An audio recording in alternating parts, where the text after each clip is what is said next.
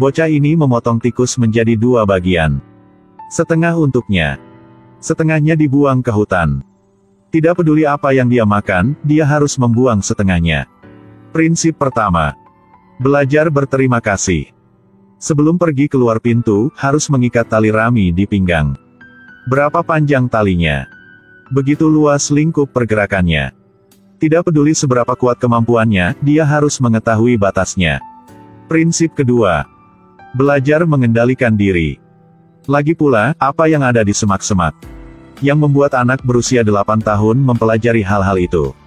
Suatu hari ibunya mengajaknya memancing. Bocah itu membantu ibunya menggali cacing di sebelahnya. Tapi waktu itu ketika bocah itu sedang mencari, tiba-tiba menemukan kawat besi. Suara jingle menarik perhatian ibu anak laki-laki itu. Wajah ibu anak laki-laki itu berubah dan dia membawa pulang anak laki-laki itu dengan panik. Seperti mempersiapkan pemakaman. Dia mulai menjelaskan prinsip berada di hutan. Belajar berburu. Latihan fisik. Pasang jebakan. Berburu dan memetik.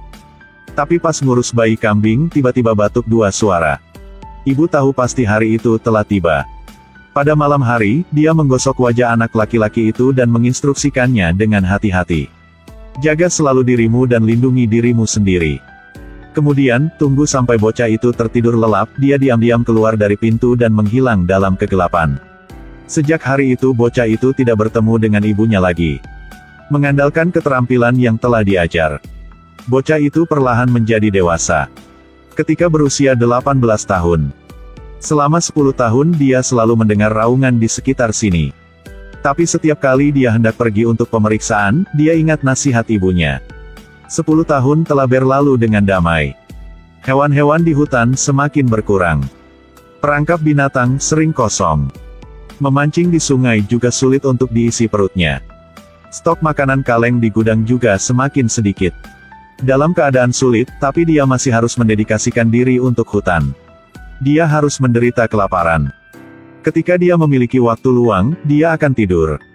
Suatu malam terdengar teriakan dari lumbung kambing. Dia hanya punya satu-satunya seekor kambing untuk diandalkan agar bertahan hidup, tapi itu juga telah hilang. Itu adalah sebuah kecelakaan kritis. Di tengah malam, tiba-tiba mendengar teriakan yang mengerikan. Orang buta ini mengikatkan tali di pinggangnya. Lalu meraba-raba ke depan bergerak maju. Ketika dia sampai di ujung tali, dia duduk ke tanah. Menjulurkan jarinya. Darah masih panas. Hidup sendirian di hutan lebat. Kambing satu-satunya juga telah mati. Belum menunggu anak itu berduka, tiba-tiba ada tarikan yang aneh. Itu menyeret kambing ke dalam hutan lebat. Lagi pula, monster macam apa yang ada di hutan lebat? Bocah itu sangat ketakutan. Dia membisikkan lagu pengantar tidur ibunya. Mencoba menjaga ketenangan. Dan kemudian tiba-tiba tertidur. Tapi tiba-tiba suara tembakan membangunkannya dari mimpinya. Pergi ke arah suara itu. Ada rusa besar tergeletak di kaki. Dia masih belum memeriksa dengan seksama tapi tiba-tiba ada suara langkah kaki yang mendekat dan mendekat. Mungkinkah itu monster dari tadi malam? Bocah itu mempertaruhkan nyawanya untuk mencabut pisaunya. Ketika dia bangun untuk kedua kalinya, orang itu memberi isyarat padanya untuk menjaga tenang. Dia hanya seorang pria yang suka berburu. Dia pergi ke sini.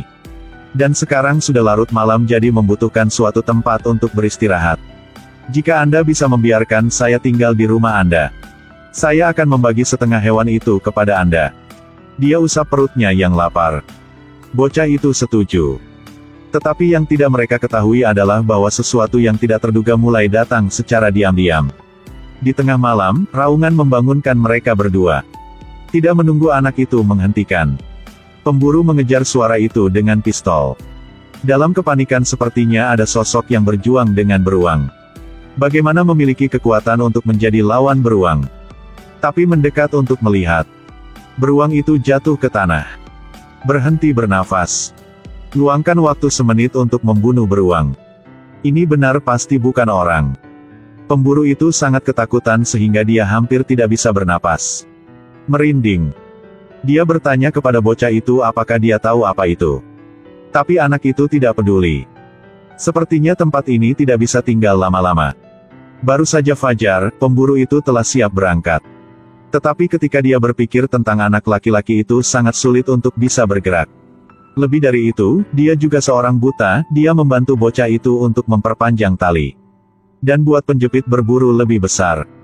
Tetapi tepat pada saat dia sedang mengajar bocah itu cara bertahan hidup, ada tarikan muncul lagi.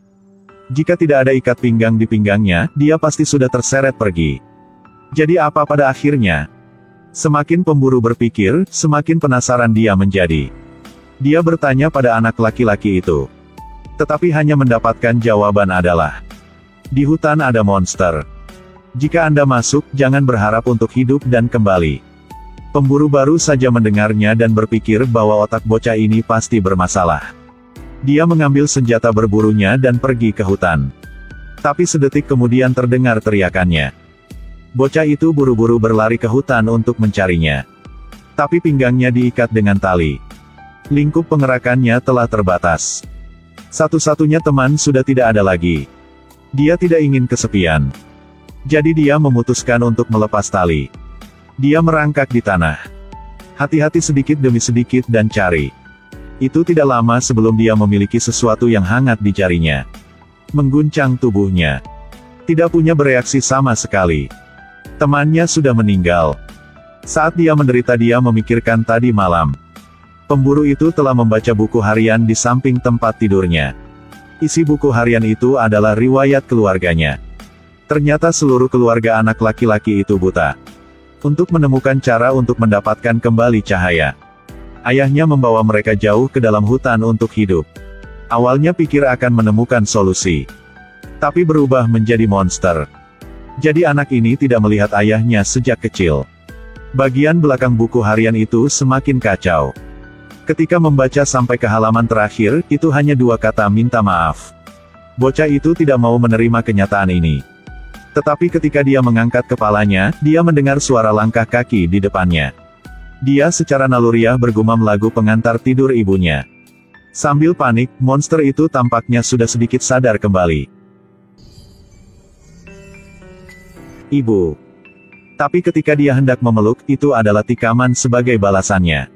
Bocah itu mengambil pisau untuk membunuh monster itu. Tapi detik berikutnya seekor burung gagak terbang di udara. Pupil anak laki-laki yang serba putih muncul bintik hitam lagi. Dia pikir dia telah bisa melihat cahaya. Tapi ketika dia melihat lebih hati-hati, yang warna hitam aneh. Bentuknya segitiga terbalik.